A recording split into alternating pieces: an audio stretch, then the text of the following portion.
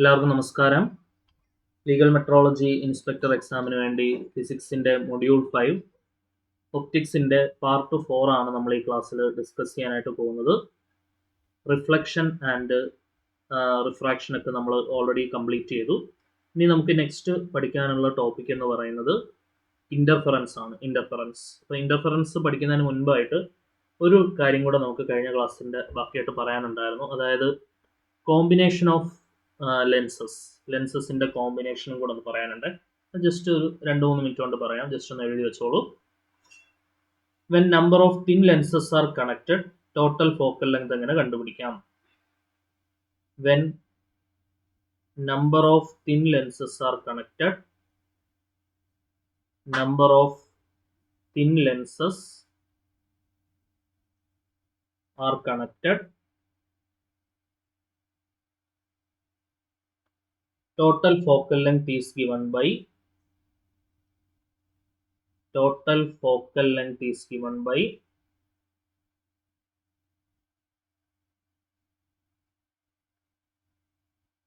1 by f is equal to 1 by f1 plus 1 by f2 plus 1 by f3 plus etc. f എന്ന് പറഞ്ഞാൽ എന്താണ്? Focal length. f1 f2 etcetera എന്ന് പറയുന്നത് individual focal length of the ലെൻസുകളുടെ individual focal length ആണ്. f1 f2 f3 etcetera എന്ന് പറഞ്ഞാൽ എന്താണ്? ഇൻഡിവിജ്വൽ ഫോക്കൽ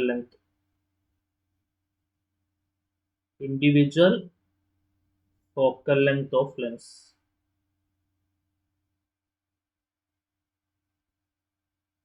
ഓക്കെ, ഇനി ഈ ഇക്വേഷൻ നമുക്ക് എങ്ങനെ മോഡിഫൈ ചെയ്യാം? റെസിപ്രോക്കൽ ഫോക്കൽ ലെങ്ത് പവർ ആണെന്ന് നമുക്കറിയാം. P1 is P is equal to P1 plus P2 plus P3 plus etc. ഇനി മാഗ്നിഫിക്കേഷൻ്റെ കേസാണ് എക്സാമിന് ചോദിക്കുന്നതെങ്കിൽ മാഗ്നിഫിക്കേഷൻ കണ്ടുപിടിക്കണം എന്നുണ്ടെങ്കിൽ മാഗ്നിഫിക്കേഷൻ ഓരോ ലെൻസിൻ്റെയും ഇൻഡിവിജ്വൽ ആയിട്ടുള്ള തിൻ ലെൻസുകളുടെ മാഗ്നിഫിക്കേഷൻസിൻ്റെ പ്രോഡക്റ്റ് ആണ് നമ്മൾ കണ്ടുപിടിക്കേണ്ടത്. നമുക്ക് ചോദിക്കുന്നത് മാഗ്നിഫിക്കേഷൻ ആണെന്നുണ്ടെങ്കിൽ magnification m is equal to m1 into m2 into m3 etc. ഇങ്ങനെ പോകും. അതാണ് മാഗ്നിഫിക്കേഷൻ. ഓക്കെ, ഇത്രയും കാര്യങ്ങൾ ക്ലിയർ ആണെന്ന് വിചാരിക്കുന്നു. സോ നെക്സ്റ്റ് വേവ് ഒപ്റ്റിക്സ് ആണ് നമ്മൾ ഇനി ഡിസ്കസ് ചെയ്യാനായിട്ട് പോകുന്നത്.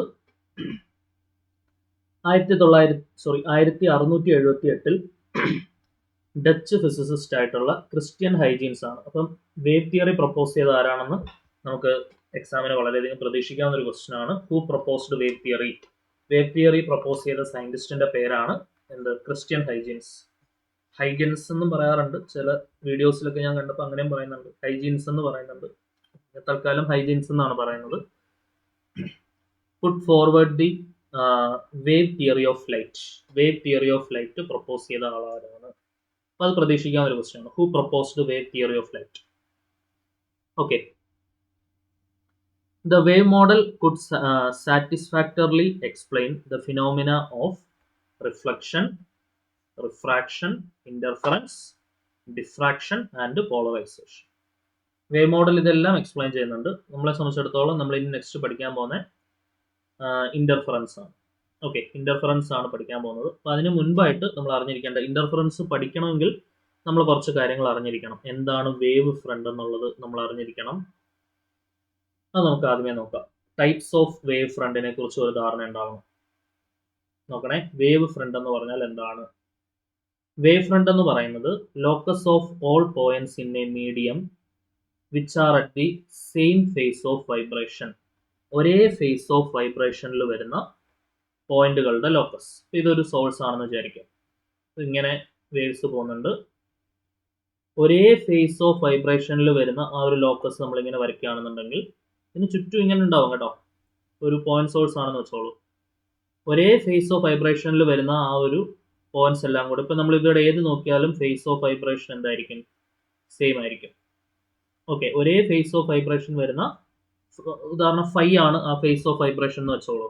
ഒരേ ഫേസ് ഓഫ് വൈബ്രേഷൻ വരുന്ന പോയിന്റുകളിൽ നമ്മളിങ്ങനെ ജോയിൻ ചെയ്യുകയാണെങ്കിൽ കിട്ടുന്നത് എന്താണോ അതാണ് locus. That is called wave front. Wave front is the locus of all points in a medium which are at the same phase of vibration. ഒരേ phase of vibration ആണ് അതിനുണ്ടാവുക. ഇനി the speed with which wavefront moves outward from the source is called speed of the wave. Speed of the wave എന്ന് പറഞ്ഞാൽ എന്താണ്? ആ സോഴ്സിൽ നിന്ന് പുറത്തേക്ക് പോകുന്ന സ്പീഡിനെയാണ് സ്പീഡ് ഓഫ് ദ വേവ് എന്നുള്ള പേരിട്ട് വിളിക്കുക. ഇനി മൂന്നാമത്തെ വളരെ ഇമ്പോർട്ടൻ്റ് ആയിട്ടുള്ള പോയിന്റ് ആണ് എനർജി ഓഫ് വേവ് എന്ന് പറയുന്നത് travels in the direction perpendicular to the wave front. ഈ വേവ് ഫ്രണ്ടിന് എങ്ങനെയാണ് പെർപെൻഡിക്കുലർ ആയിട്ടായിരിക്കും എന്ത് ട്രാവൽ ചെയ്യുക, വേവ് ട്രാവൽ ചെയ്യുക. അതായത് എനർജി ഓഫ് വേവ് അത് പ്രൊപ്പഗേറ്റ് ചെയ്യുന്നത്.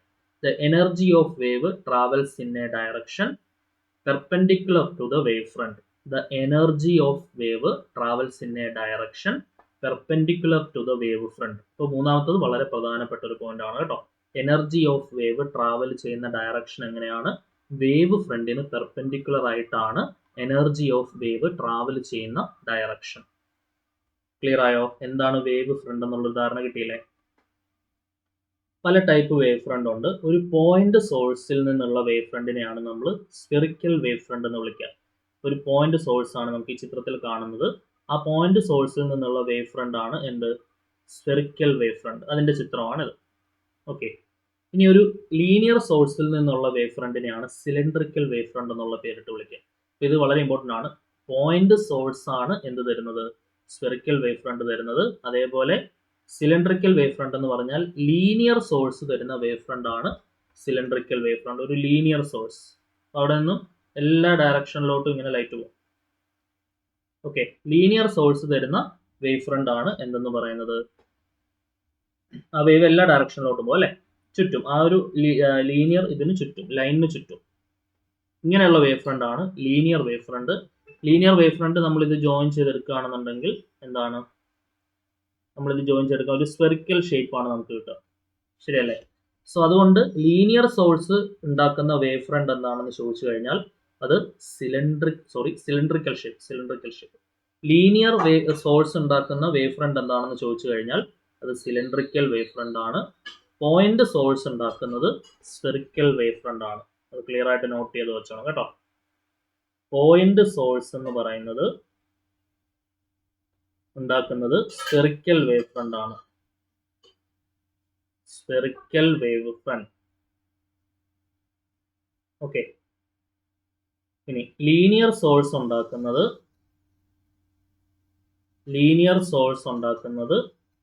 സിലിണ്ടറിക്കൽ വേവ് ഫ്രണ്ട് ആണ്. Cylindrical wave front.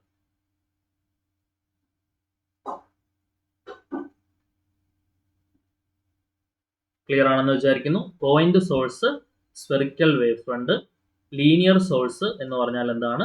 Cylindrical wave front. ഇത് ചോദിക്കാൻ സാധ്യതയുള്ള ക്വസ്റ്റ്യൻ ആണ്, നോക്കി വെച്ചോണം കേട്ടോ. ഇനി നെക്സ്റ്റ് മൂന്നാമത്തതാണ് ലാർജ് ഡിസ്റ്റൻസിലുള്ള ഒരു പോയിന്റ് സോഴ്സ് ഉണ്ടാക്കുന്നത് പ്ലെയിൻ വേവ് ഫ്രണ്ട് ആണ്. ലാർജ് ഡിസ്റ്റൻസിൽ ഇപ്പം സൺ എടുക്കുക. അപ്പോൾ അവിടെ നിന്ന് ഇതേ കണക്ക് നമ്മൾ ആദ്യം ഒരു വേവ് ഫ്രണ്ട് വരച്ചു. അത് സെക്കൻഡറി വേവ്ലെറ്റ് ആയിട്ട് ആക്ട് ചെയ്യുന്നു. നമുക്ക് ആ നിയമം പറയാം. അങ്ങനെ പോയി ഏറ്റവും ലാസ്റ്റ് നമ്മളിങ്ങനെ വരയ്ക്കുകയാണെന്നുണ്ടെങ്കിൽ ഒരു ടാൻജന്റ് പോലെ നമുക്ക് ഒരു സ്ട്രൈറ്റ് ലൈൻ പോലെ വരയ്ക്കാൻ പറ്റും. അങ്ങനെ ചെയ്യാൻ പറ്റുന്നതാണ് പ്ലെയിൻ വേവ് ഫ്രണ്ട് എന്ന് പറയും. അതായത് wave front at a large distance from a source. ഒരു സോഴ്സിൽ നിന്നും വളരെ ലാർജ് ഡിസ്റ്റൻസിലാണെങ്കിൽ ആ വേവ് ഫ്രണ്ടിനെ നമ്മൾ വിളിക്കുന്ന പേരാണ് എന്ത്? Plane wave front. എന്താണ്? Plane wave front. ഓക്കെ ആണെന്ന് വിചാരിക്കുന്നു. അപ്പൊ എന്താണ്? Large distance from a point source. Large distance from a point source. അതും കൂടെ ഒന്ന് ഇതിലൂടെ നോട്ട് ചെയ്യണേ. Large distance from a point source. ഒരു പോയിന്റ് സോഴ്സിൽ നിന്നും ലാർജ് ഡിസ്റ്റൻസിലാണെങ്കിൽ ആ വേവ് ഫ്രണ്ടിനെ നമ്മൾ വിളിക്കുന്ന പേരെന്താണ്? Plane wave front. Plane wave front. ഇതാണ് നമ്മുടെ 3 ടൈപ്പ് വേവ് ഫ്രണ്ടുകൾ. ഇതൊന്ന് നോട്ട് ചെയ്ത് പഠിച്ചു വെച്ചാൽ കേട്ടോ. Large distance at a point, large distance from a point source. Large distance from a point source എന്ന് പറഞ്ഞാൽ that is plane wave front. Point source ആണെങ്കിൽ spherical wave front. Linear source ആണെങ്കിൽ cylindrical wave front. Linear source ആണെങ്കിൽ cylindrical wave front, point source ആണെങ്കിൽ spherical wave front, large distance from a source ആണെങ്കിൽ എന്താണ്? Plane wave front. Okay, ഇത്രയും clear ആണെന്ന് വിചാരിക്കുന്നു. Important ആണ് കേട്ടോ. Next Huygens principle. Christian Huygens propose ചെയ്ത പ്രിൻസിപ്പിൾ എന്താണെന്നാണ് പഠിക്കാൻ പോകുന്നത്. അപ്പോൾ വേവ് തിയറി പ്രപ്പോസ് ചെയ്ത സയന്റിസ്റ്റ് ആരാണ്? Christian Huygens. According to Huygens principle, each point of the wave act as a source of secondary wavelet. ഇതാണ് അണ്ടർലൈൻ ചെയ്ത് പഠിക്കേണ്ടത്. Each point of the wave, വേവിലുള്ള ഓരോ പോയിന്റ്, ഓരോ പോയിന്റ് നമ്മൾ എടുത്താൽ അതെന്ത് ചെയ്യും? സെക്കൻഡറി വേവ്ലെറ്റ് ആയിട്ട് ആക്ട് ചെയ്യും. സെക്കൻഡറി വേവ്ലെറ്റ് ആണ് ഇവിടെ രണ്ടാമത് കാണിച്ചിരിക്കുന്നത്. പ്രൈമറി വേവ് ഫ്രണ്ട് ആണ് ആദ്യം കാണിച്ചിരിക്കുന്നത്. ഇതെന്താണ്? പ്രൈമറി വേവ് ഫ്രണ്ട് ആണ്. ആ പ്രൈമറി വേവ് ഫ്രണ്ടിലുള്ള ഓരോ പോയിന്റും സെക്കൻഡറി വേവ്ലെറ്റ് ആയിട്ട് ആക്ട് ചെയ്യും. ആൻഡ് അതിന് നമ്മൾ ആ സെക്കൻഡറി വേവ്ലെറ്റുകളെ, സെക്കൻഡറി വേവ്ലെറ്റ് ഇങ്ങനെ സ്പെറിക്കൽ ഷേപ്പിലായിരിക്കും, അതിനെ ഒരു പോയിന്റിൽ ടച്ച് ചെയ്യുന്ന രീതിയിൽ ഇങ്ങനെ ഒരു കോമൺ ടാൻജന്റ് നമ്മൾ വരച്ചെടുക്കുകയാണെന്നുണ്ടെങ്കിൽ അതാണ് അതിന്റെ വേവ് ഫ്രണ്ട് എന്ന് പറയുന്നത്. ആ വേവ് ഫ്രണ്ട് വീണ്ടും അടുത്ത വേവ് ഫ്രണ്ട് ഉണ്ടാക്കാനായിട്ട് എന്ത് ചെയ്യും? വീണ്ടും നെക്സ്റ്റ് സൈക്കിളിൽ അതിങ്ങനെ ഒരു സൈക്കിൾ പോലെ പൊയ്ക്കൊണ്ടിരിക്കും. ഓക്കെ, അവസാനം വരുമ്പോഴത്തേക്കിനും ഈ ടാൻജന്റിലുള്ള ചരിവ് മാറി ഒരു നേർരേഖ പോലെ വരും. ആ കേസാണ് നമ്മൾ ആ പ്ലെയിൻ വേവ് ഫ്രണ്ടിന്റെ കേസിൽ വരുന്നത്. According to Huygens principle, each point of wave front act as a source of secondary wavelet. നോക്കിക്കേ, ആ വേവ് ഫ്രണ്ടിലുള്ള ഓരോ പോയിന്റും എന്തായിട്ട് ആക്ട് ചെയ്യും? സെക്കൻഡറി വേവ്ലെറ്റിന്റെ സോഴ്സ് ആയിട്ട് ആക്ട് ചെയ്യും. And if we draw a common tangent to these secondary wavelet, we obtain the new position of the wavefront on a later time. ഈ നിയമത്തിനെ നമ്മൾ വിളിക്കുന്ന പേരാണ് എന്ത്? Huygens principle. ഇനി സൂപ്പർ പൊസിഷൻ പ്രിൻസിപ്പിൾ എന്ന് പറഞ്ഞാൽ എന്താണ്? Superposition principle. Superposition principle അനുസരിച്ച് resultant displacement produced by a number of waves in a medium എന്ന് പറയുന്നത് vector sum of the displacements produced by each waves ആയിരിക്കും. ഓരോ waves produce ചെയ്യുന്ന displacement, suppose y1, y2, y3 ഒക്കെയാണ് ഓരോ waves produce ചെയ്യുന്ന displacements എന്ന് വിചാരിക്കാം. അങ്ങനെയാണെങ്കിൽ സൂപ്പർ പൊസിഷൻ പ്രിൻസിപ്പിൾ അനുസരിച്ച് റിസൾട്ടന്റ് ഡിസ്പ്ലേസ്മെന്റ് കണ്ടുപിടിക്കണം എന്നുണ്ടെങ്കിൽ let y be the resultant displacement. Resultant displacement y എന്ന് പറയുന്ന റിസൾട്ടന്റ് ഡിസ്പ്ലേസ്മെന്റ് കണ്ടുപിടിക്കണം എന്നുണ്ടെങ്കിൽ ഇൻഡിവിജ്വൽ ആയിട്ടുള്ള ഈ ഡിസ്പ്ലേസ്മെന്റുകൾ ആഡ് ചെയ്തെടുത്താൽ മതി. y is equal to vector y1 plus y2 plus y3 plus etc. ഈ നിയമത്തിനെ നമ്മൾ വിളിക്കുന്ന പേരാണ് എന്ത്? Super position principle. എന്താണ് സൂപ്പർ പൊസിഷൻ പ്രിൻസിപ്പിൾ? ഇനി എന്താണ് കൊഹറന്റ് സോഴ്സ്? ഇത് വളരെ ഇമ്പോർട്ടന്റ് ആണ്. ഒരു കൊഹറന്റ് സോഴ്സിന് ഉണ്ടാവേണ്ടതായിട്ടുള്ള ക്യാരക്ടറിസ്റ്റിക്സ് എന്തൊക്കെയാണെന്ന് എക്സാമിന് ചോദിക്കാം. അതിന് താഴെ പറയുന്നതിൽ ഏതാണ് കൊഹറന്റ് ഫോഴ്സിന്റെ ക്യാരക്ടറിസ്റ്റിക്സ് ആയിട്ടുള്ളത്, അല്ലെങ്കിൽ ഏതാണ് കൊഹറന്റ് ഫോഴ്സിന്റെ ക്യാരക്ടറിസ്റ്റിക്സ് അല്ലാത്തത് എന്നുള്ള രീതിയിലുള്ള ചോദ്യങ്ങൾ കാണാറുണ്ട്. ഇപ്പോൾ കൊഹറന്റ് സോഴ്സിന്റെ പ്രത്യേകത എന്താണെന്നുള്ളത് ക്ലിയർ ആയിട്ട് മനസ്സിലാക്കണം. രണ്ട് സോഴ്സുകളെ നമ്മൾ കൊഹറന്റ് എന്ന് വിളിക്കണം എന്നുണ്ടെങ്കിൽ, ഇപ്പൊ രണ്ട് സോഴ്സുകൾ ചേർന്നാണ് ഒരു കൊഹറന്റ് സോഴ്സ് ഉണ്ടാവുന്നത്. കൊഹറന്റ് സോഴ്സ് ആണ് നമ്മൾ യങ്സ് ഡബിൾ സ്ലിറ്റ് എക്സ്പെരിമെന്റിന് വേണ്ടി ഉപയോഗിക്കുന്നത്. അപ്പോൾ ഒരു ചോദ്യത്തിന് ഉത്തരമായില്ലേ? യങ്സ് ഡബിൾ സ്ലിറ്റ് എക്സ്പെരിമെന്റിന് വേണ്ടി ഉപയോഗിക്കുന്ന സോഴ്സ് എങ്ങനെയുള്ള സോഴ്സ് ആയിരിക്കണം? കൊഹറന്റ് സോഴ്സ് ആയിരിക്കണം. ഓക്കെ, രണ്ട് സോഴ്സുകളെ നമ്മൾ കൊഹറന്റ് സോഴ്സുകൾ എന്ന് പറയണമെന്നുണ്ടെങ്കിൽ they emit light waves of first point same frequency. Underline ചെയ്ത് പഠിച്ചോണേ. ഞാൻ ആ മെയിൻ പോയിന്റ്സ് ഇവിടെ സൈഡിലൊന്ന് എഴുതിയിടാം. കൊഹറന്റ് സോഴ്സ് ആവണമെന്നുണ്ടെങ്കിൽ ആ രണ്ട് പോയിന്റ് സോഴ്സുകളും ഉണ്ടാക്കുന്നത് സെയിം ഫ്രീക്വൻസി ആയിരിക്കണം. സെയിം ഫ്രീക്വൻസി ആയിരിക്കണം. നെക്സ്റ്റ് സെയിം ഫേസ് ആയിരിക്കണം. സെയിം ഫേസ് അല്ലെങ്കിൽ കോൺസ്റ്റന്റ് ആയിട്ടുള്ള ഫേസ് ഡിഫറൻസ് ആയിരിക്കണം. കോൺസ്റ്റന്റ് ഫേസ് ഡിഫറൻസ് ആയിരിക്കണം. ഓക്കെ, കോൺസ്റ്റന്റ് ഫേസ് ഡിഫറൻസ് ആയിരിക്കണം.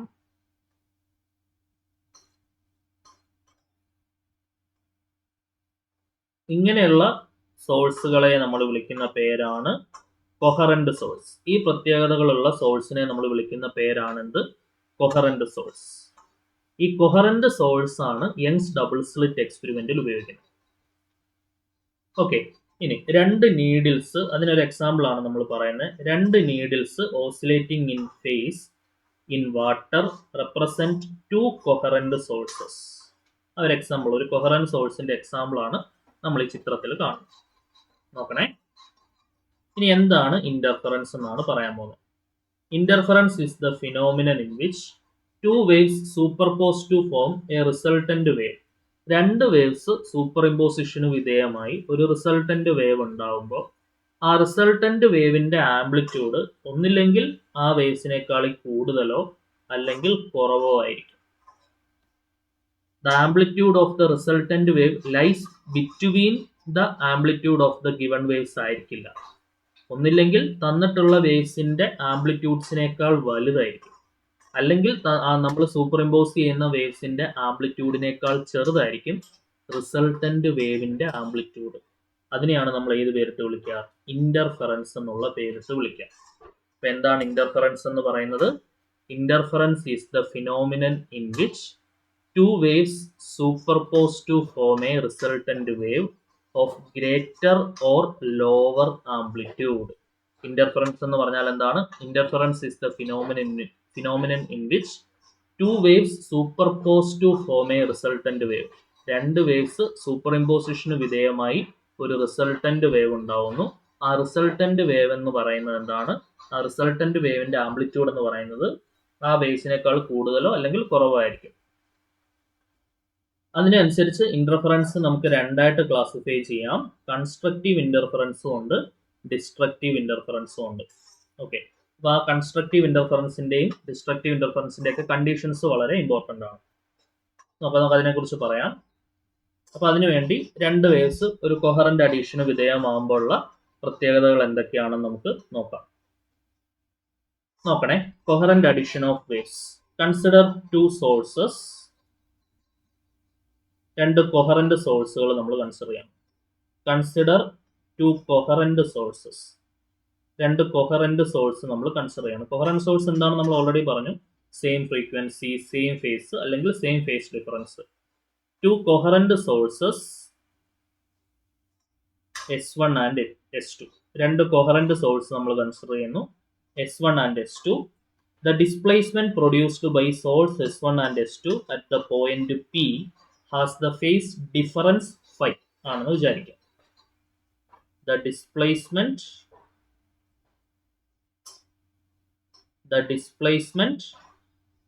produced by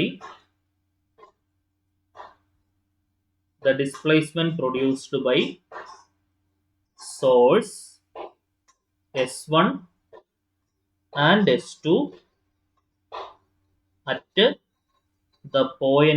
at the point P has phase difference phi ആണെന്ന് വിചാരിക്കാം. ഫേസ് ഡിഫറൻസ് എന്താണ്? phi. Phase difference phi. Then ആദ്യത്തെ വേവ് നമുക്ക് എങ്ങനെ എടുക്കാം? y1 is equal to a cos omega t. Phase difference phi ആയതുകൊണ്ട് y2 നമുക്ക് എങ്ങനെ എടുക്കാം? a cos omega t plus phi. Principle of super position അനുസരിച്ച് റിസൾട്ടന്റ് ആയിട്ടുള്ള y കണ്ടുപിടിക്കണമെങ്കിൽ നമ്മൾ എന്ത് ചെയ്യണം? y1 പ്ലസ് y2 എടുക്കണം. ശരിയല്ലേ? y1 പ്ലസ് y2 എന്ന് പറഞ്ഞാൽ a cos omega t plus a cos omega t plus phi. ഇതാണ് y1 പ്ലസ് y2. സോ ഈ രണ്ട് ടേംസിയും നമുക്ക് a പുറത്തെടുത്താൽ ബാക്കി എന്തുണ്ടാവും? cos omega t plus cos omega t plus phi. So a into cos a plus cos b apply ചെയ്യുക. നമുക്കൊരു കാര്യം ചെയ്യാം, ഈ ടേം നമുക്ക് ആദ്യം എഴുതാം കേട്ടോ, പിന്നെ നിങ്ങൾക്ക് കൺഫ്യൂഷൻ വരില്ല. cos omega t plus phi ഞാൻ ആദ്യം എഴുതി, plus cos omega t. Okay, then ഈ ഒരു റിസൾട്ട് നമ്മൾ അപ്ലൈ ചെയ്യുന്നു. Cos A plus cos B. Cos A plus cos B എന്താണ്? 2 cos A plus B by 2 cos A minus B by 2.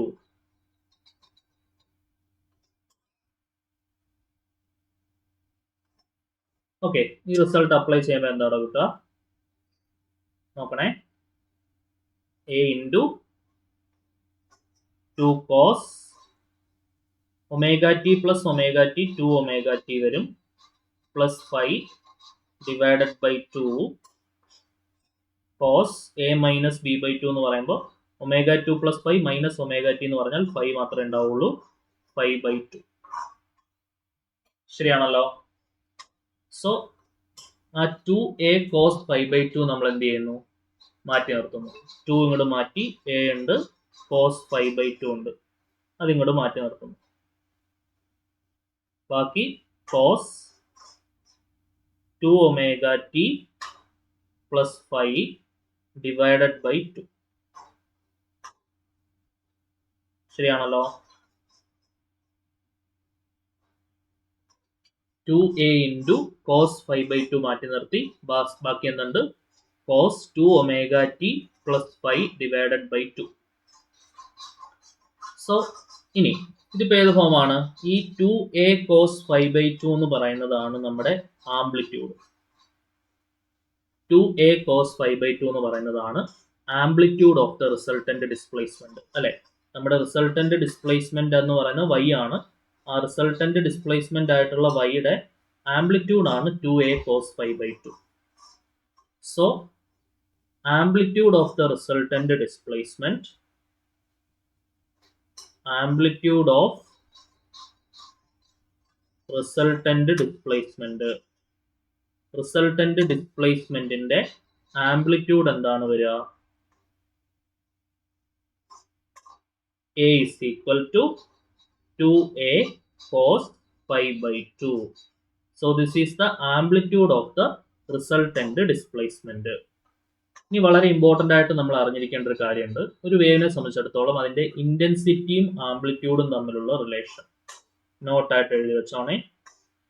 Intensity is always proportional to square of the amplitude. Intensity is directly proportional to amplitude in the square. അതായത് I is directly proportional to a square. ഇതിന്റെ തന്നെ separate problem എക്സാമിന് ചോദിച്ചിട്ടുണ്ട്. അതായത് ഇപ്പൊ ഇന്റൻസിറ്റിയുടെ ratio നമുക്ക് തരും 4:16. അങ്ങനെയാണെങ്കിൽ ആംപ്ലിറ്റ്യൂഡ്സിന്റെ റേഷ്യോ എന്താണെന്ന് ചോദിക്കും. അതിന്റെ സ്ക്വയർ റൂട്ട്സ് എടുത്താൽ മതി, 2:4 വരും, അല്ലെ? അതായത് 1:2 വരും. ക്ലിയർ ആണെന്ന് വിചാരിക്കുന്നു. അപ്പൊ അതേ കണക്കുള്ള ക്വസ്റ്റ്യൻ ഇങ്ങനെയൊക്കെ ചോദ്യം ചോദിക്കും. ഇന്റൻസിറ്റീസിന്റെ റേഷ്യോ I1:I2 എന്ന് പറയുന്നത് സപ്പോസ് എന്താണ് 2:16 ആണ്, സോറി 2:25 ആണെന്ന് വിചാരിക്കും. What is the ratio of their amplitudes? നമുക്കറിയാം I1/I2 എന്ന് പറഞ്ഞാൽ എന്തായിരിക്കും? A1² ഡിവൈഡഡ് ബൈ A2² ആയിരിക്കും, അല്ലെ? അവിടുന്ന് നമുക്ക് A1/A2 is equal to root of I1/I2 കിട്ടും. That's equal to root of 2/25. That is root 2/5. ഇങ്ങനെയൊക്കെ നമുക്ക് ആൻസർ എഴുതാൻ പറ്റും. ഈ ടൈപ്പ് ചോദ്യം ഇവിടുന്ന് ചോദിക്കാറുണ്ട്, ഞാനൊന്ന് ഓർമ്മിപ്പിച്ചതേ ഉള്ളൂ.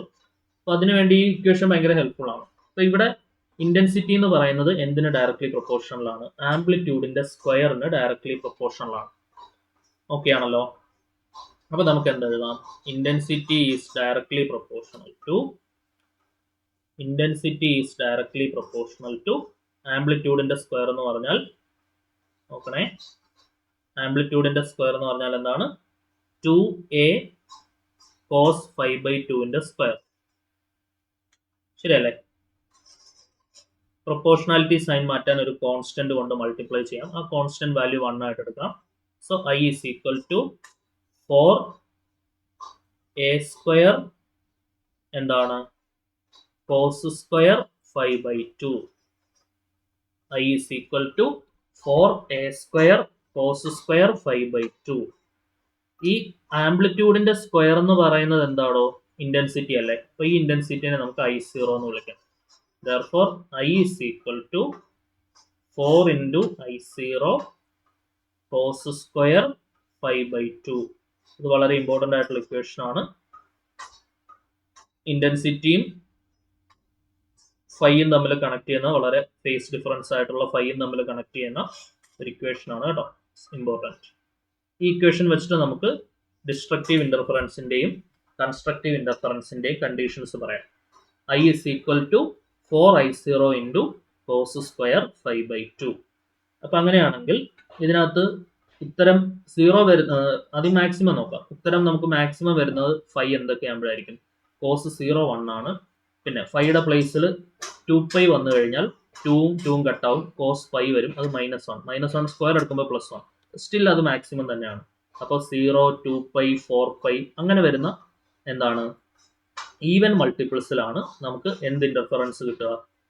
കൺസ്ട്രക്റ്റീവ് ഇന്റർഫറൻസ് കിട്ടുകയും മാക്സിമം ഇന്റൻസിറ്റി ആവുകയും ചെയ്യുന്നത്.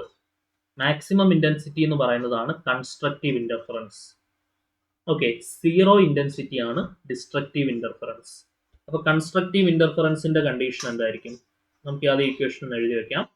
I is equal to 4 into I0 cos square 5 by 2.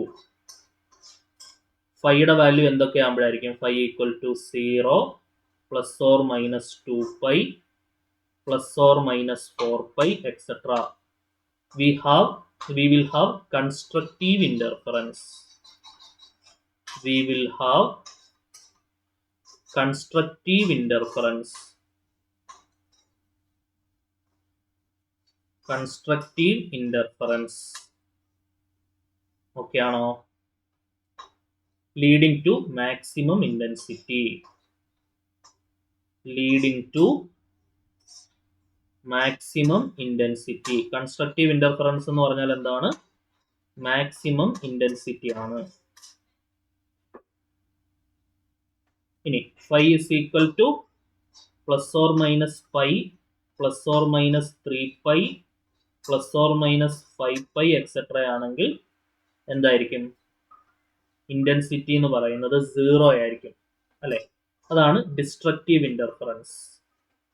If എന്ന് പറഞ്ഞിട്ട് ഈ രണ്ട് കണ്ടീഷൻ എഴുതാട്ടോ. If phi is equal to plus or minus pi plus or minus 3π plus or minus 5π etc. we will have destructive interference leading to 0 intensity. We will have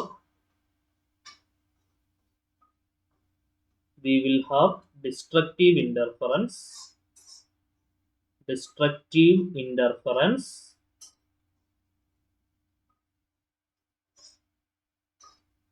leading to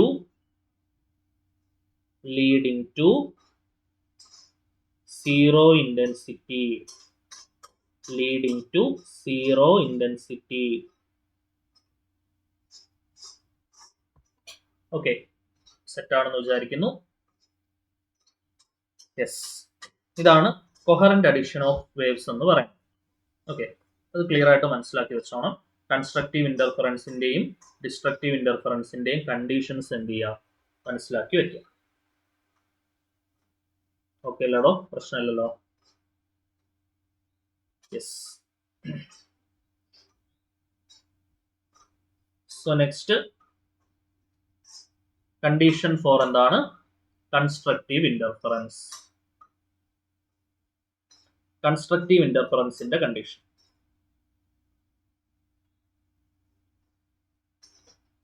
നോക്കണേ. Path difference at a point is an integral multiple of lambda.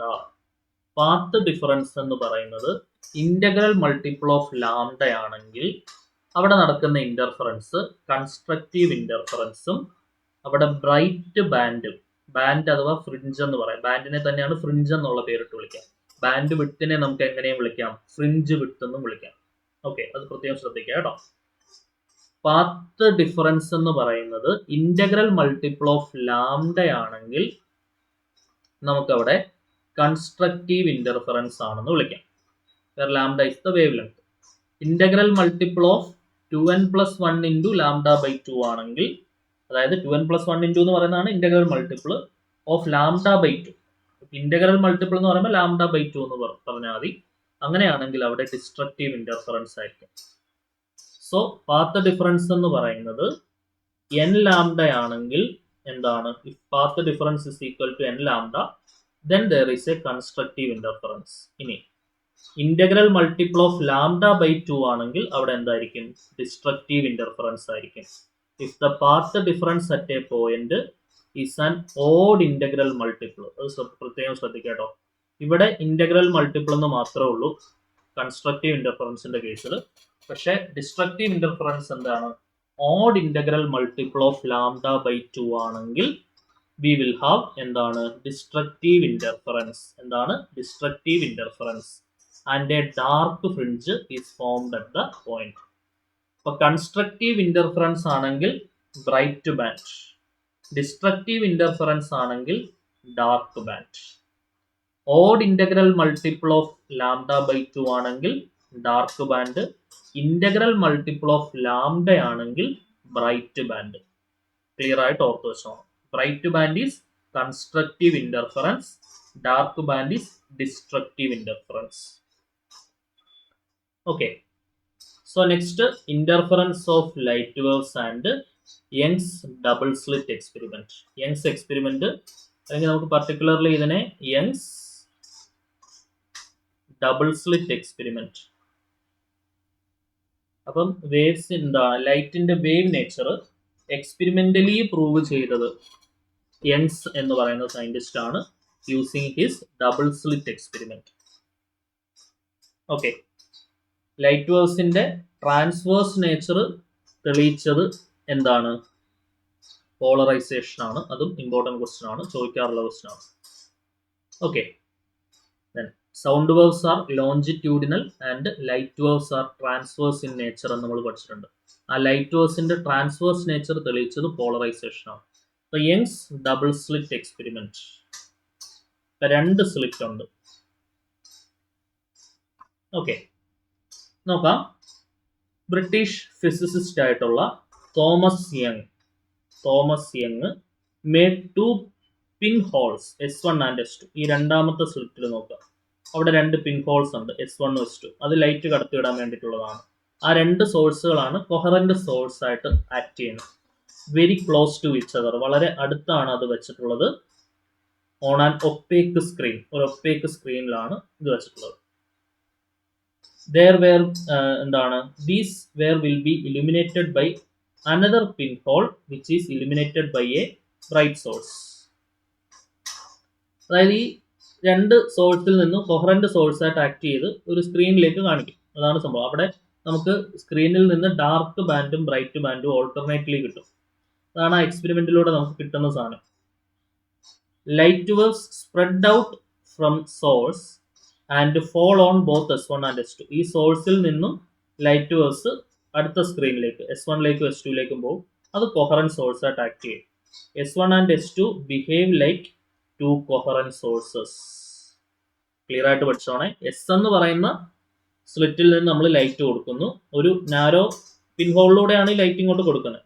അതിങ്ങടെ വന്ന് S1ഉം S2ഉം അതിലൂടെ light പുറത്തേക്ക് വരും. അത് ഒരു coherent source ആയിട്ടായിരിക്കും act ചെയ്യുന്നത്. Because light waves coming out from S1 and S2 are എങ്ങനെയൊക്കെ ആയിരിക്കണം?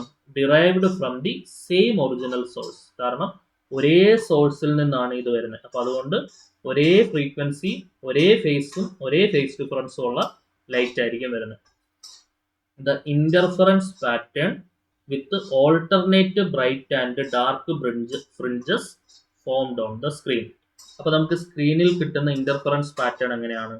ഒരു ബ്രൈറ്റ് ബാൻഡ്, ഒരു ഡാർക്ക് ബാൻഡ്, പിന്നീട് ഒരു bright band, dark, bright dark, bright dark, അങ്ങനെ ഓൾട്ടർനേറ്റ്ലി നമുക്ക് എന്ത് കിട്ടും? Alternate bright and dark fringes ആണ് നമുക്ക് കിട്ടുന്നത്. ഇത് ഇതിന്റെ ഒരു സൈഡ് വ്യൂ ആണ്. ഇതാണ് നമ്മുടെ 2 സോഴ്സുകൾ S1 S2. സോഴ്സുകൾക്കിടയിലുള്ള ഡിസ്റ്റൻസ് ആണ് സ്മോൾ d. അത് ശ്രദ്ധിച്ചോണേ. സ്മോൾ d എന്ന് പറഞ്ഞാൽ എന്താണ്?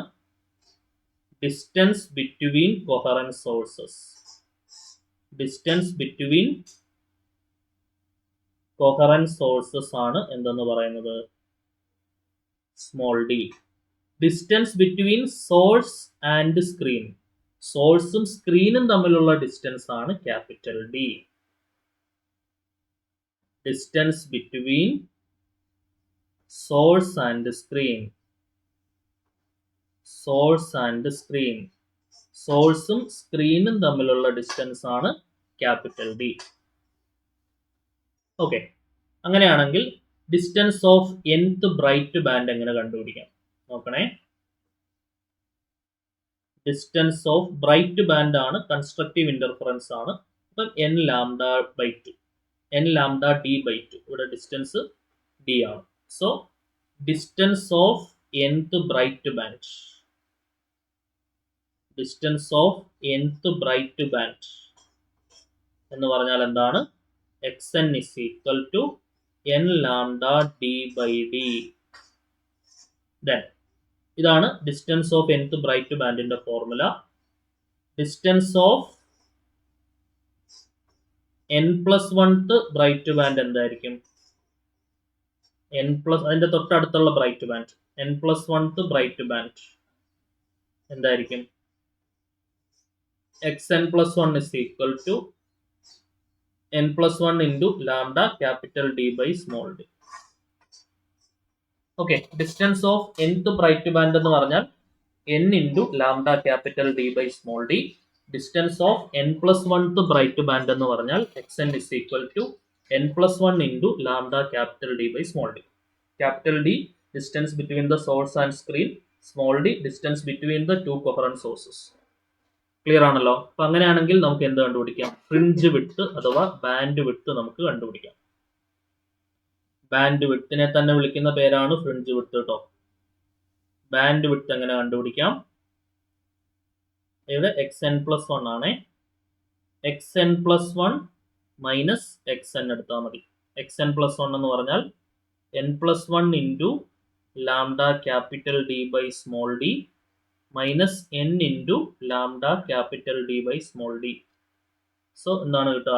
ദിസ് ഈസ് ഈക്വൽ ടു, നമുക്ക് രണ്ട് ടേംസിൽ നിന്നും എന്ത് ഇങ്ങോട്ട് പുറത്തെടുക്കാം? Lambda capital D by small D ഇങ്ങോട്ട് പുറത്തെടുക്കാം. ബാക്കി എന്തുണ്ടാവും? n+1 minus n. അവിടെ നമുക്ക് പ്ലസ് എന്നും മൈനസ് എന്നും കട്ട് ചെയ്യാം. So lambda capital D divided by small d. ഇതാണ് എന്ത് കണ്ടുപിടിക്കാനുള്ള ഇക്വേഷൻ? ബാൻഡ് വിഡ്ത്ത് കണ്ടുപിടിക്കാനുള്ള ഇക്വേഷൻ. വളരെ ഇമ്പോർട്ടൻ്റ് ആണ്, വെരി വെരി ഇമ്പോർട്ടൻറ്റ്.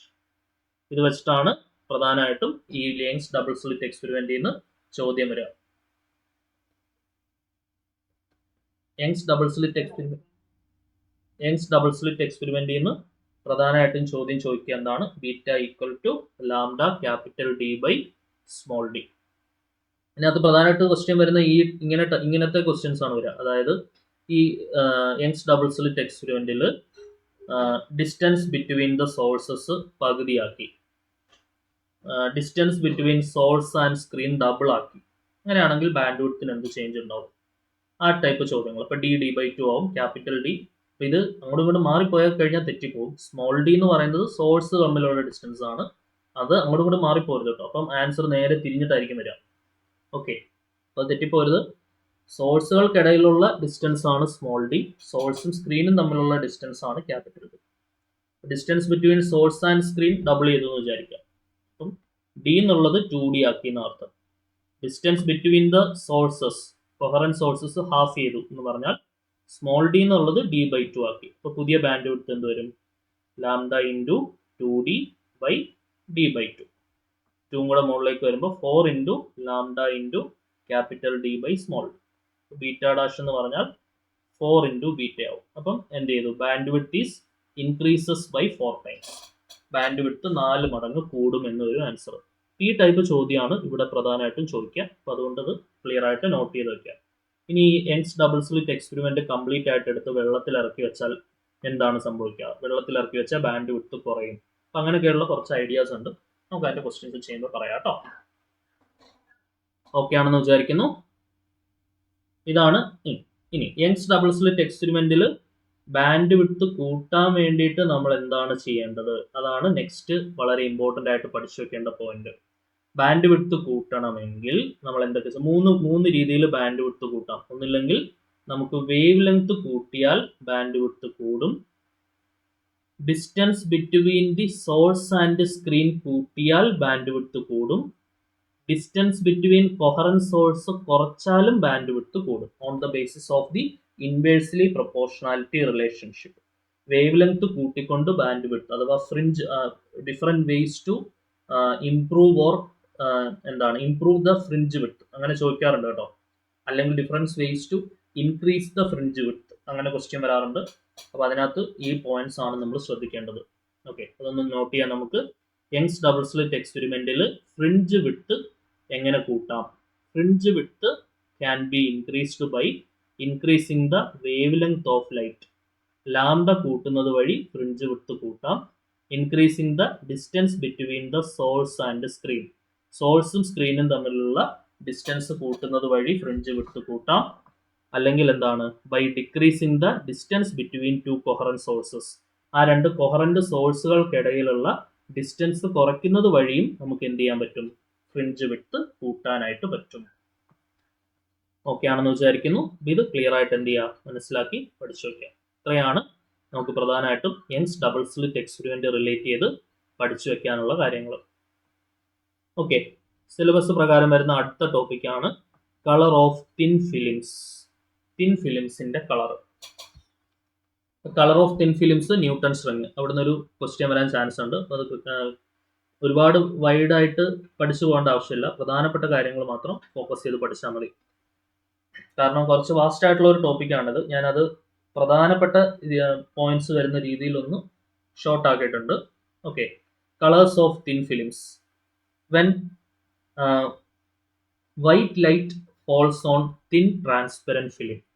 ഒരു വൈറ്റ് ലൈറ്റ് എവിടേക്ക് ഫോളോ ചെയ്യണമെന്ന് വിചാരിക്കുക. ഒരു വൈറ്റ് ലൈറ്റ്, ശ്രദ്ധിച്ചോണേ, ഒരു വൈറ്റ് ലൈറ്റ് തിൻ ട്രാൻസ്പെറൻറ്റ് ഫിലിമിലേക്ക് ഫോളോ ചെയ്യുകയാണെങ്കിൽ light is reflected from the upper and lower surfaces.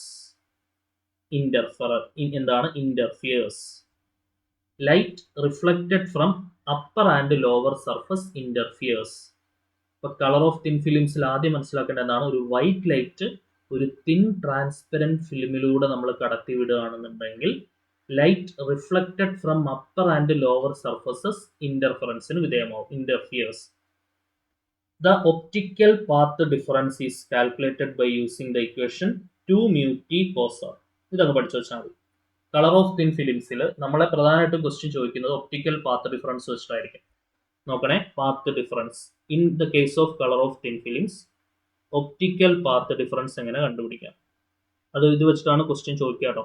ഇതിന്റെ പ്രൊപ്പോർഷണാലിറ്റി റിലേഷൻ അല്ലെങ്കിൽ മ്യൂ ടി യു ആർ നിന്നിട്ട് പാത്ത് ഡിഫറൻസ് എന്താണെന്ന് ചോദിക്കാം. Optical path difference is calculated by using the equation delta equal to 2 mu t cos r. 2 mu t cos r. ഒന്ന് പഠിച്ചു വെച്ചോണേ, 2 mu t cos r. അവിടെ ഓരോന്നും എന്തൊക്കെയാണെന്ന് നോക്കാം. മ്യൂ എന്ന് പറയുന്നത് refractive index of the film. ആ തിൻ ഫിലിമിന്റെ റിഫ്രാക്റ്റീവ് ഇൻഡെക്സ് ആണ് എന്തെന്ന് പറയുന്നത്, മ്യൂ എന്ന് പറയുന്നത്. മ്യൂ എന്ന് പറഞ്ഞാൽ എന്താണോ, the refractive index of the thin film. Refractive index. T എന്ന് പറഞ്ഞാൽ എന്താണ്, ആ തിൻ ഫിലിമിന്റെ തിക്നെസ്. തിക്നെസ് ഓഫ് ഫിലിം ആണ് എന്തെന്ന് പറയുന്നത്, ടി എന്ന് പറയുന്നത്. ആർ എന്ന് പറഞ്ഞാൽ എന്താണ്, angle of refraction. Angle of refraction. Angle of refraction ആണ് എന്തെന്ന് പറയുന്നത്, ആർ എന്ന് പറയുന്നത്. Okay, then for reflected light when there is one phase reversal of phi,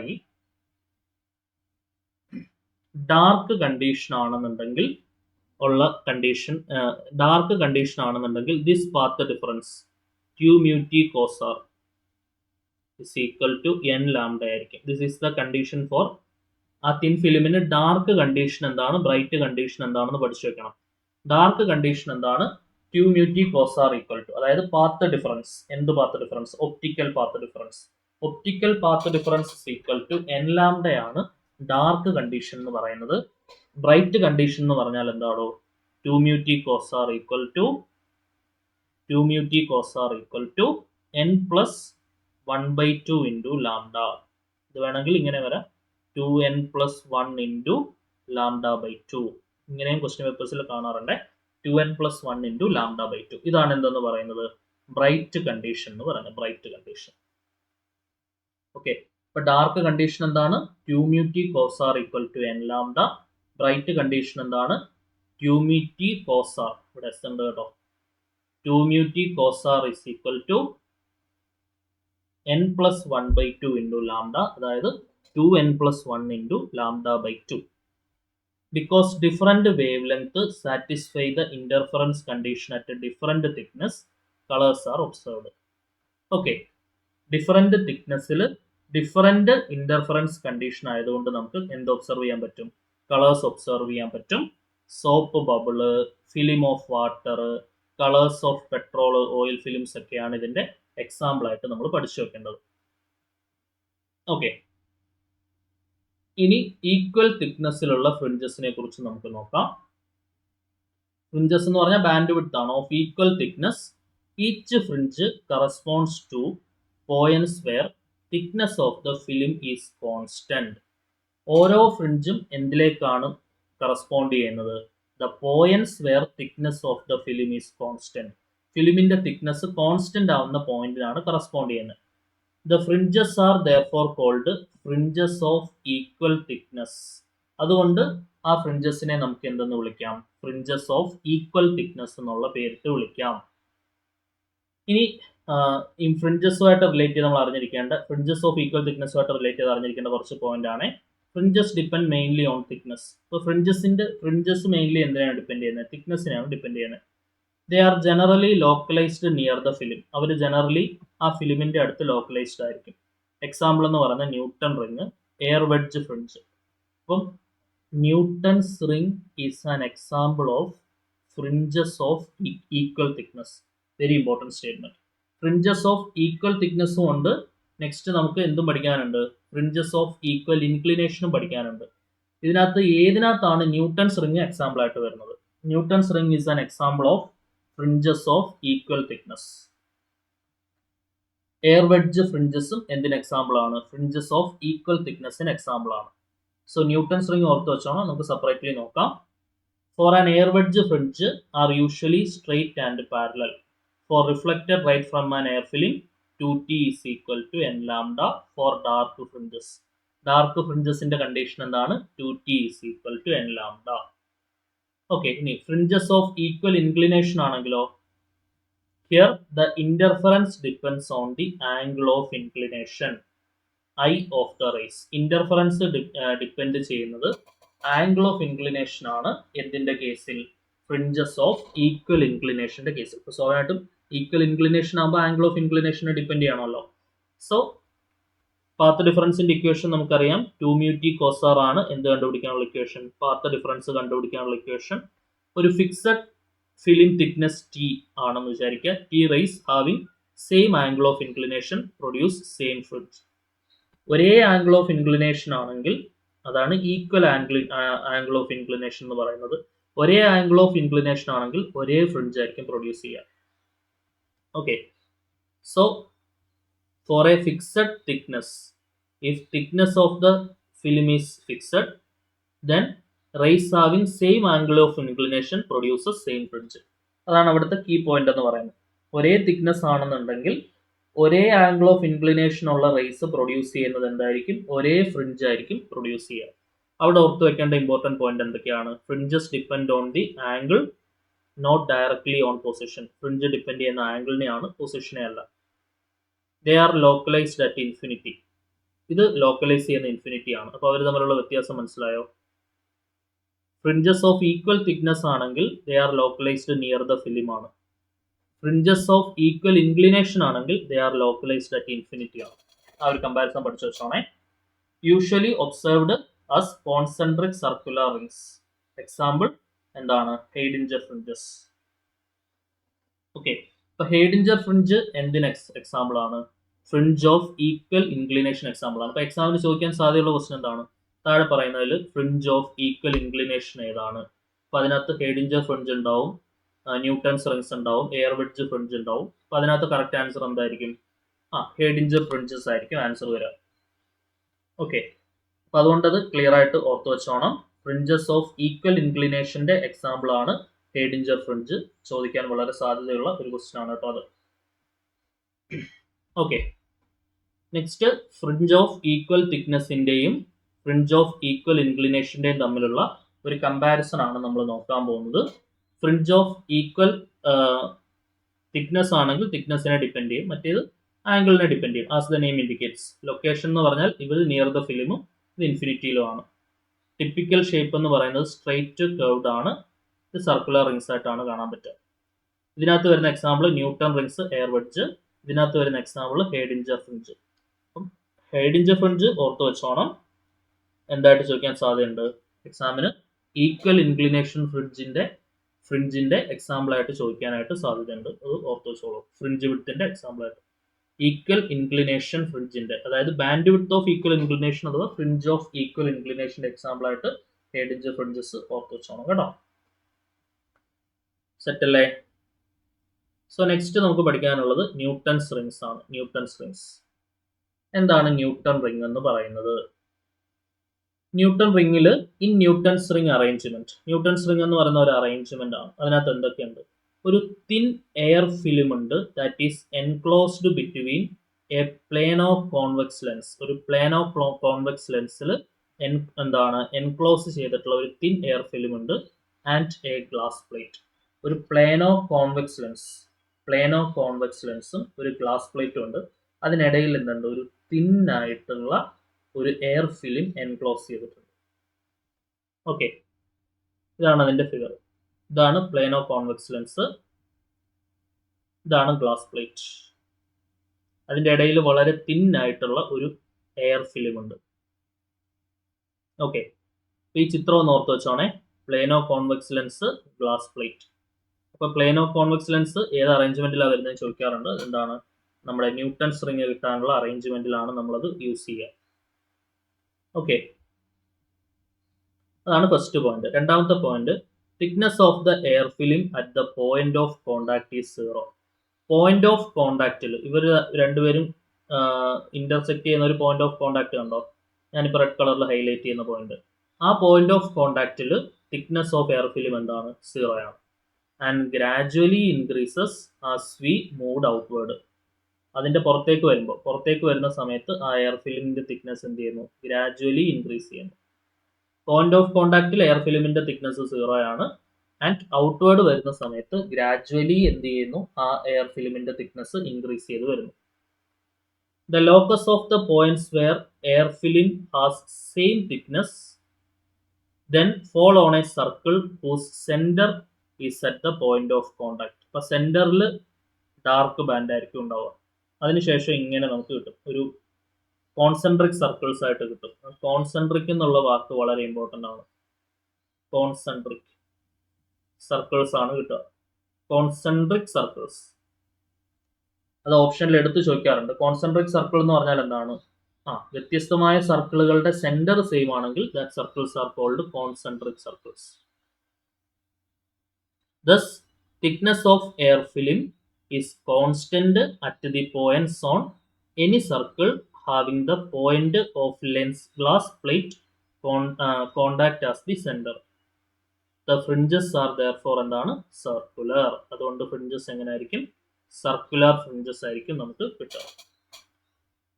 okay, ഇനി ന്യൂട്ടൺ റിംഗിൽ നമ്മൾ ഇമ്പോർട്ടൻ്റ് ആയിട്ട് ഓർത്തിരിക്കേണ്ട ഇക്വേഷൻസ് നമുക്ക് നോക്കാം. ന്യൂട്ടൺ റിംഗ്സ് എന്ന് പറഞ്ഞാൽ കോൺസെൻട്രിക് സർക്കുലർ ഇന്റർഫറൻസ് ഫ്രിഞ്ചസ് ആണ്, produced by thin air film between a plano convex lens and glass plate.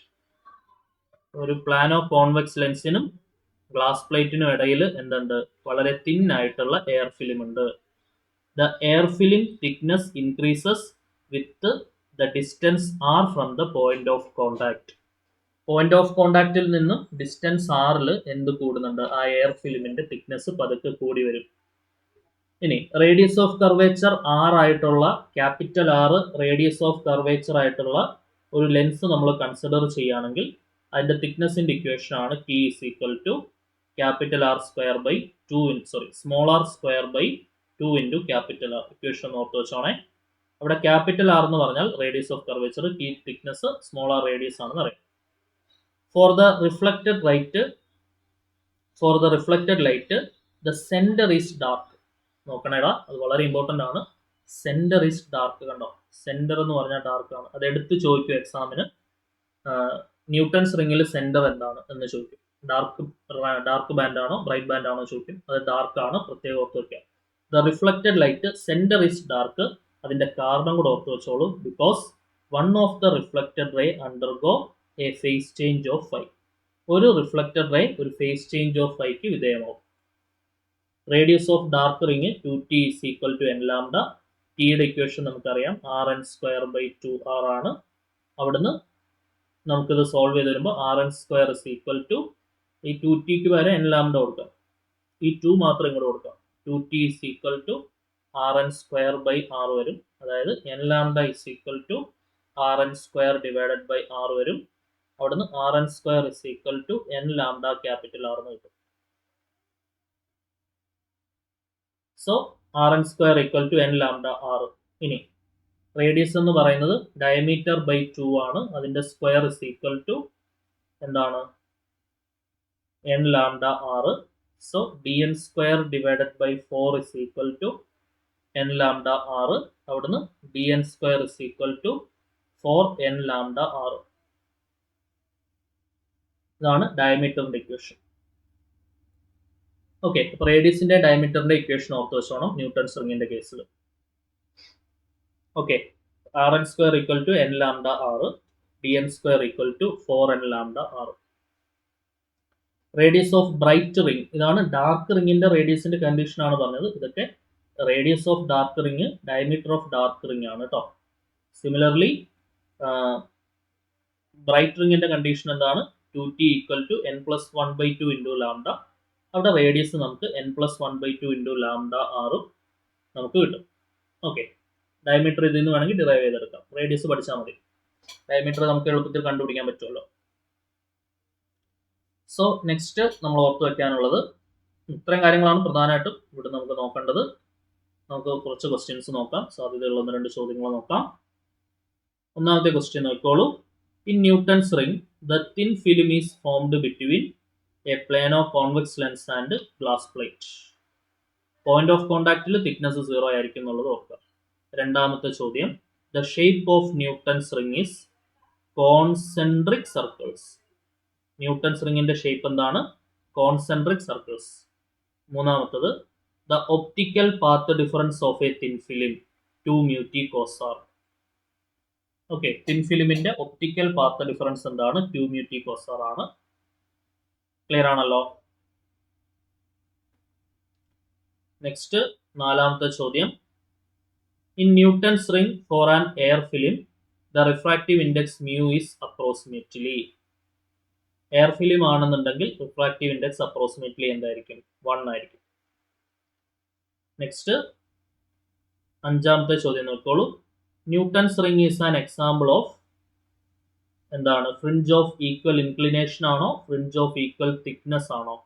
Newton's ring an example of fringe of equal thickness. ശരിയല്ലേ? നമ്മൾ ആ ഒരു ക്ലാസിഫിക്കേഷൻ ടേബിളിൽ പഠിച്ചല്ലേ, ന്യൂട്ടൺസ് റിംഗ് എന്ന് പറയുന്നത് എന്തിന് എക്സാമ്പിൾ ആണ്, ഫ്രിഞ്ച് ഓഫ് ഈക്വൽ തിക്നെസ്സിന് എക്സാമ്പിൾ ആണ്. ഈക്വൽ തിക്നെസ് ഉള്ള ഫ്രിഞ്ചിന് എക്സാമ്പിൾ ആണ് എന്തെന്ന് പറയുന്നത്, ന്യൂട്ടൺസ് റിംഗ് എന്ന് പറയുന്നത്. Newton's ring is an example of fringe of equal thickness. Okay, 4, 5. ആറാമത്തെ ചോദ്യം, Newton's rings can be used to determine. Wavelength കണ്ടുപിടിക്കാൻ ഉപയോഗിക്കാം, റേഡിയസ് ഓഫ് കർവേച്ചർ കണ്ടുപിടിക്കാൻ ഉപയോഗിക്കാം, റിഫ്രാക്റ്റീവ് ഇൻഡെക്സ് കണ്ടുപിടിക്കാൻ ഉപയോഗിക്കാം. സോ അതുകൊണ്ട് ഓൾ ഓഫ് ദ എബോവ് എന്നുള്ളതാണ് ആൻസർ. ഇതെല്ലാം കണ്ടുപിടിക്കാനായിട്ട് നമുക്ക് എന്ത് ഉപയോഗിക്കാൻ പറ്റും, ന്യൂട്ടൺസ് റിംഗ് ഉപയോഗിക്കാനായിട്ട് പറ്റും. ഓക്കെ, ഇനി ന്യൂട്ടൺസ് റിംഗിൽ ഡാർക്ക് ബാൻഡ് എവിടെയാണ് ഫോം ചെയ്യുന്നത്, സെന്ററിൽ ഫോം ചെയ്യുന്നത് ഡാർക്ക് ആണോ ബ്രൈറ്റ് ആണോ എന്ന് എക്സാമിന് കണ്ടിട്ടുണ്ട്. അപ്പോൾ സെന്ററിൽ വരുന്നത് ഡാർക്ക് ആണെന്നുള്ള കാര്യം ഓർത്ത് വെച്ചാണ്. ഇത്രയൊക്കെയാണ് പ്രധാനമായിട്ടും അവിടെ നിന്ന് പഠിക്കേണ്ടത്. സോ അപ്പോൾ നമുക്ക് നെക്സ്റ്റ് ക്ലാസ്സിൽ ഡിഫ്രാക്ഷൻ സ്റ്റാർട്ട് ചെയ്യാം കേട്ടോ. സോ നെക്സ്റ്റ് ക്ലാസ്സിൽ കാണാം. Until then bye bye.